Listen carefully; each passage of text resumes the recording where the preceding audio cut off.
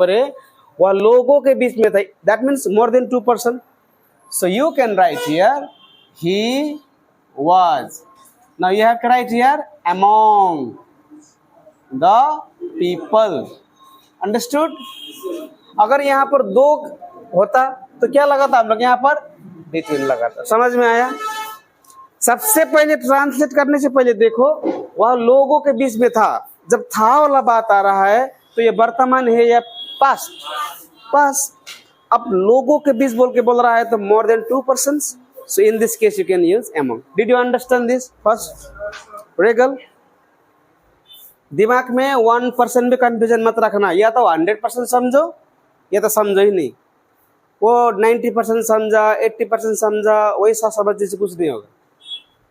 Number 2, मैं सीमा और मोहन के बीच में हूँ. ये कौन सा टेंस है? कौन सा समय है? प्रेजेंट है.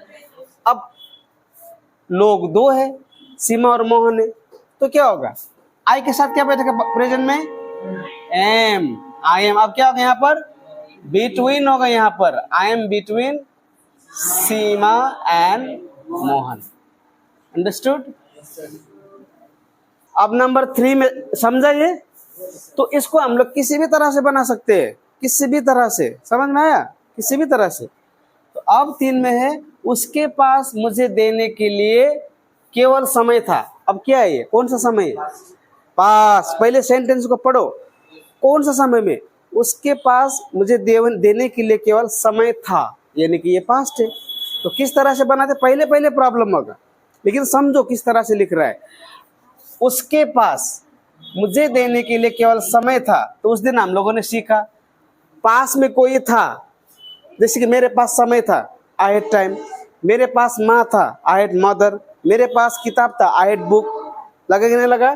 तो उसके पास, तो he had. Okay. Only time to give me. Any question here? सवाल है यहाँ पर समझने वाला, मतलब पूछने वाला कोई है? समझ में आया अभी? उसके पास मुझे देने के लिए केवल समय था. He had only time to give me. इसका दूसरा भी ट्रांसलेशन होगा. किसी ने लिखा है was लगाकर, वो भी होगा. Okay, no problem. One sentence can possess many translation. तो यहाँ तक पूछने वाला कोई बात है? Is there any question to ask me? Okay. अब 4 नंबर में आते. देखो सवाल को ध्यान से पढ़ो. पहले मुझे सलाह देने वाला कोई भी नहीं था. अब ये कौन सा टेंस है? ये भी पास्ट है. अब इसको हम लोग बहुत तरीके से बना सकते हैं. I had nobody to advise me. I had nobody to advise me. अब यहाँ पर तुम लोग थोड़ा कंफ्यूज होते हुए मैंने देखा. देखो, एक होता है advice. This is advice and this is advice. And if you see meaning of these words, you will find same meaning in this सलाह. लेकिन ये नाउन है तो ये सलाह होता है. सलाह देने वाला बात आता है तो एडवाइस. मैं तुम्हें सलाह दे रहा हूँ, आई एम एडवाइजिंग यू. या फिर I am giving you advice. अगर गिव लगाते हो तो ये, अगर नहीं लगाते हो तो ये ऐसी. Yes, sorry, this one is not visible. This one, okay, no problem. समझ में आया यहाँ तक? तो इसका दूसरा भी ट्रांसलेशन होगा. मुझे सलाह देने के लिए कोई भी नहीं था, तो I had nobody to advise me. इसको हम लोग there was nobody to advise me ऐसे भी हम लोग लिख सकते हैं. इसके जगह में हम लोग क्या लिख सकते हैं?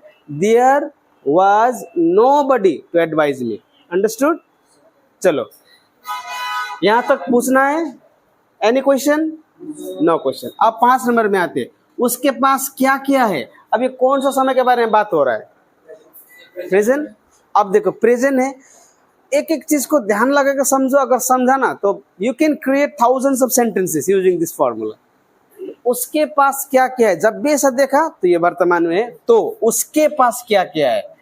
तो व्हाट क्या हुआ? Do he have. अब व्हाट डू ही हैव मैंने यहाँ पर लगाया, यहाँ पर डज नहीं लगाया. क्यों? क्योंकि क्योंकि हम लोगों ने क्या बात किया था, हम लोगों ने देखा था डू और डज में this does is singular, do is plural. जब भी प्लूरल वाला बात आता है यानी कि एक से ज्यादा वाला, हमेशा क्या लगाना है, डू। चाहे ही हो, आई हो, वी हो, सबके साथ। तो उसके पास क्या क्या है, तो क्या लगाया मैंने, व्हाट डू ही हैव। अगर अगर वाला बात को समझो, अगर उसके पास क्या है ऐसा सवाल होता तो फिर क्या होता, व्हाट डज ही हैव होता है। याद देखो, यहाँ पर देखो, एक से ज्यादा आ रहा है तो डू लगाओ, एक आ रहा है तो डज लगाओ। जैसे कि मुझे बोलना है कि योगेश के पास क्या क्या है, तो what do Yogesh have. Yogesh के पास क्या है बोलना है तो व्हाट डज योगेश हैव। इस तरह का समझो, कोई बात नहीं। चलो अब हम लोग आते हैं ये 6 में। तुम और 2 दिन तक मेरे साथ रुक सकते थे। This question is from there group. तुम और 2 दिन तक मेरे साथ रुक सकते थे, ये टेंस कौन सा हुआ, प्रेजेंट और पास्ट। पास्ट तो रुक सकते थे, जा सकते थे, मेरा इंतजार कर सकते थे, क्या लगाना है, कुड हैव। क्या लगाना है, could have. You could have stayed 2 more days, 2 more days with me। Understood. अब ये तुम लोगों को मैंने नहीं सिखाया कुड हैव, वुड हैव, ये थोड़ा एडवांस लेवल का है। देखो मैंने तुम लोगों को क्या बोला था, न्यू बैच को मैं बोल रहा हूँ कि थोड़ा टाइम लगेगा, सिर्फ बोलना है तो with in 3 months you can speak English, लेकिन सीखना है इंग्लिश तो वक्त तो लगेगा भाई। अगर तुम लोग attentively, if you understand, attentively का मतलब होता है ध्यान देकर एक एक चीज को समझेगा। जब भी ये क्लासरूम में तुम लोग हो तो सोचो कि तुम्हें एक एक सेकेंड यूज करना है। अब यहाँ पर कोई आएगा नेपाली में बोलेगा, कोई आएगा हिंदी में बोलेगा, कोई मजाक करके जाता है, तो वैसा में तो तुम्हारा लॉस। मैं जब भी पढ़ाता हूँ मैं सीरियस पढ़ाता हूँ। देखो अब मेरा तो काम है कहना, समझ में आया, you could have stayed 2 more days with me। चलो अब ये नेक्स्ट में, तुम्हारा शब्द बहुत चोट पहुंचाता है। तुम्हारा शब्द बहुत चोट पहुंचाता है, कौन सा समय है? अब यहाँ पर शब्द बोला है तो सिंगुलर और प्लूरल, क्या मानो मैं, सिंगुलर मानो या प्लूरल मानो? प्लूरल मानते हैं। चलो हाँ, तो your words hurt me, your words hurt me very much, you can say। Understood? Yes, you can use that also। your words hurt me very much। देखो ये मत सोचो कि ये उन लोगों का सेंटेंस है, यही तो गलती कर बैठता है। जो भी सीख रहा है इंग्लिश सीख रहा है। चलो, मुझे उसके बारे में पहले ही सोच लेना चाहिए था। मुझे उसके बारे में पहले ही सोच लेना चाहिए था।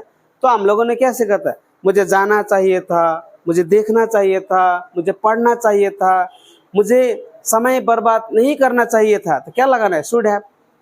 तो मुझे समय बर्बाद, मुझे उसके बारे में सोच लेना चाहिए था, तो आई क्या होगा फिर, should have. I should have thought, think का थॉट होगा, about him.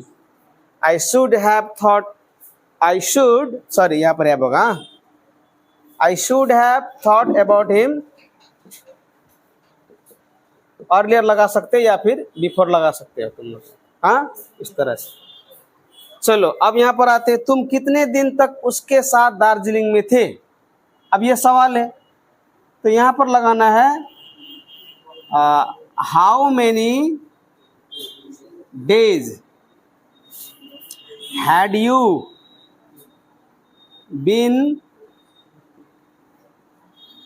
with him for। how many days had you been with him for, या फिर हम लोग लगा सकते हैं for how many days, मतलब कितने दिन तक तुम दार्जिलिंग में थे। ये was were और had been डिफरेंट होता है। was were लगाते हैं तो मतलब उसमें कोई मेंशन नहीं होता है लेंथी टाइम का। स्टेट लगा सकते हो, for how many days had you stayed with him लगा सकते हो, no problem।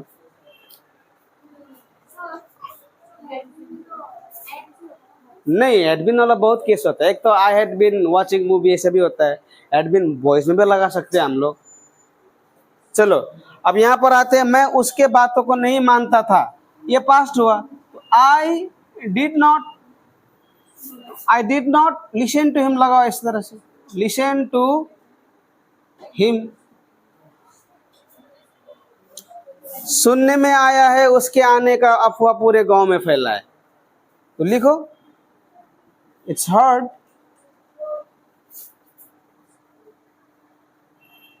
rumor of his coming spread all over the village। चलो across the village,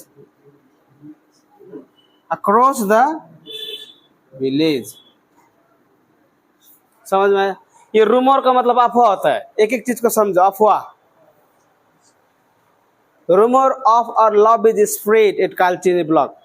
Kalchini block में हमारा प्यार का अफवाह पूरा फैला हुआ है। तो अफवाह तो हम लोग लगा सकते हैं कहीं पर भी, तो यहाँ से मिला। समझा? समझी? चलो कोई बात नहीं। इट्स हर्ड, या तो इट केम टू नो भी लगा सकते हैं हम लोग। It's heard rumour of is coming spread across the village. Across मतलब गांव के कोने कोने में।